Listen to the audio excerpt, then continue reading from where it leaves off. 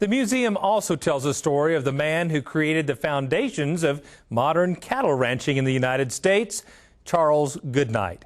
Cattlemen to Cattlemen's Brian Baxter has more. Born in Illinois in the 1830s, Charles Goodnight moved with his mother and stepfather to Texas as a child.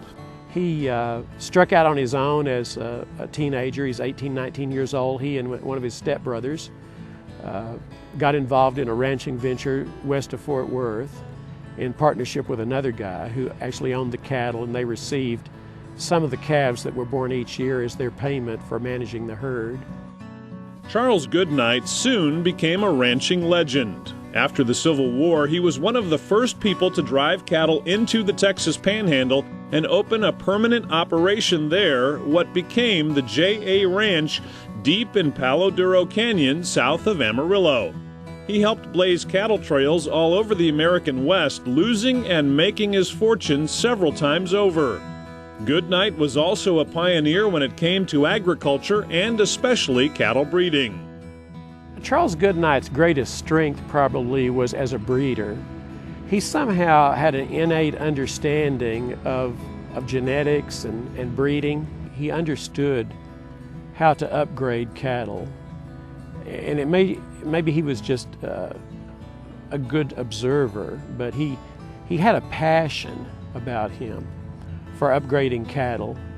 And he began to try to upgrade his longhorns with Durhams or Shorthorns, and the Shorthorns somehow didn't do well in the Texas Panhandle.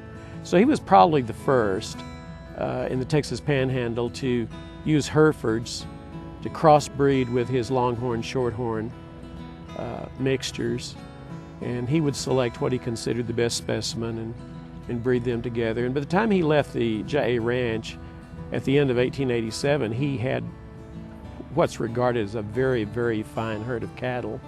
Charles Goodnight was instrumental in making the Texas Panhandle the center of the U.S. cattle industry during the late 1800s. Credited with inventing the chuck wagon used on cattle drives, he was an active and driving force in the region late into his life.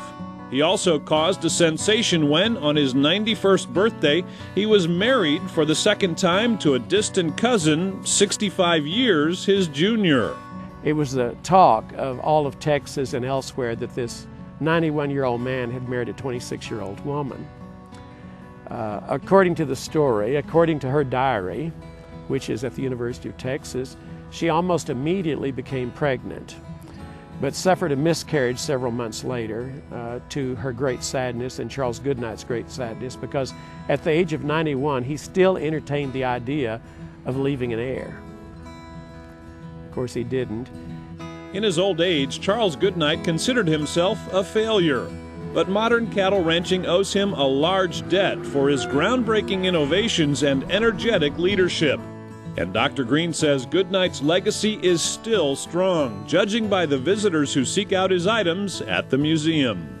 And I think a lot of people who've heard of Charles Goodnight and want to know a little more about him especially get a sense of almost touching Charles Goodnight when they come here, because we have any number of items. And of course there's this beautiful statue over here of Charles Goodnight that lets people have a glimpse of what he looked like, perhaps.